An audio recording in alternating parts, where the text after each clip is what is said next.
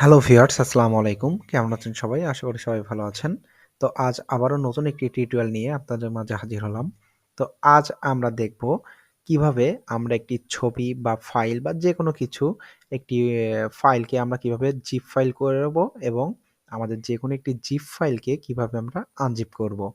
তো অনেকে জানেন এই বিষয়টি, অনেকে জানে না।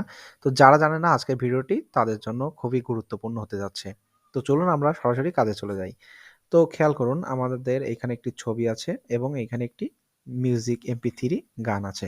তো আমি যদি চাই আমাদের এই ছবিটাকে আমি জিপ ফাইলে পরিণত করব, তো সেক্ষেত্রে আমি কি করতে পারি? আমাদের এই ছবির উপরে জাস্ট একটি রাইট ক্লিক করব এবং দেখুন এখানে সেন্ড টু নামক একটি অপশন আছে।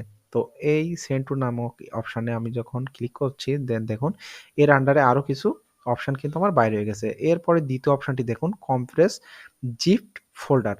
তো আমি যদি এখানে জাস্ট একটি ক্লিক করে দেই, দেখুন আমার কিন্তু এই যে একটি জিপ ফাইল তৈরি হয়ে গেছে। এই ছবিটাতে আমার একটি জিপ ফাইল তৈরি হয়েছে।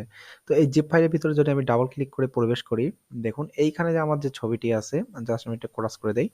এইখানে আমার যে ছবিটি আছে, এই ছবিটাই কিন্তু আমার এই দেখুন আমার এখানে যে ছবিটা ছিল, সেই ছবিটাই কিন্তু এইখানে এই যে এই ছবিটা আর ওই ছবিটা কিন্তু সেম ছবি। বাট আমাদের ওটা কিন্তু জিপ ফাইলে চলে আসছে।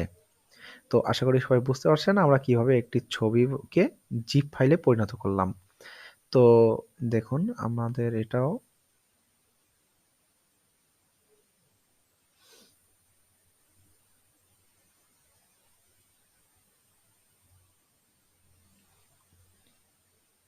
দেখুন দুটোই কিন্তু আমাদের সেম ছবি।